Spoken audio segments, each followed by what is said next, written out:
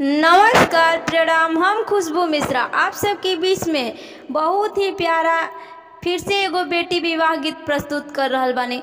आप सब लोग गीत के ज़्यादा से ज़्यादा सुनी। गीत कैसन लगल कमेंट द्वारा ज़रूर बताएं। चैनल पे नया हो कि तो चैनल के सब्सक्राइब करें, अपना फैमिली और फ्रेंड में ज़्यादा से ज़्यादा शेयर करें ताकि हमारा आवे वाला हर अगला वीडियो आप सबके बीच पहुंच सके। बटियनी सिंदूरा महंगा भइले बेटी, लहंगा भइले अनमोल, लहंगा भइले अनमोल।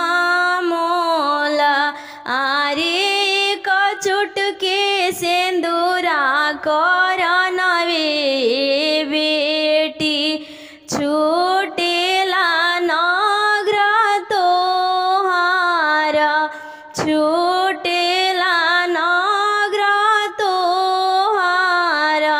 के कहेला बेटी काको से बियाहबी, के कहेला पाँच कोस, के कहेला पाँच कोस। आरे के कहेला बेटी काशी में बियाहबी, के कहेला दूर देश, के कहेला दूर देश। बाबा कहेले बेटी काको से बियाहबी, आमा कहेले पाँच कोस, आमा कहेले पाँच कोस। आरे भैया कहेले बहिनी काशी में बियाहबी, नीति उठी करिहे आसनान, नीति उठी करिहे आसनान। आरे भाभी कहेले ननद दूर देशे बियाहबी, केहू ना आइहे केहू ना जाए, केहू ना आइहे केहू ना जाए। के कराहे रोवाले हो गंगा बड़े आइले, के कराहे रोवाले जमुना, के कराहे रोवाले जमुना।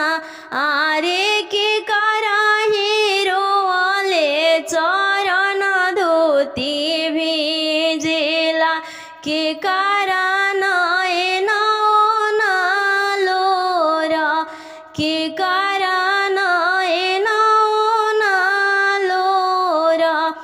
बाबा के रोवाले हो गंगा बड़े आइले, आमा के रोवाले जमुना, आमा के रोवाले जमुना। आरे भैया के रोवाले चरण धोती भिजेला, भाभी के नयन लोरा, भाभी के नयन लोरा। के कहेला बेटी नीति उठी आई हो, के कहेला छवा माह, के कहेला छवा माह।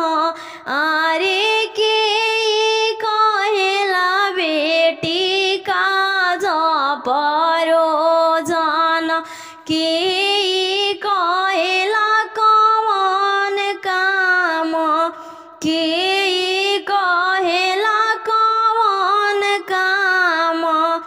बाबा कहेले बेटी नीति उठी आई हो, आमा कहेले छवा माह, आमा कहेले छवा माह।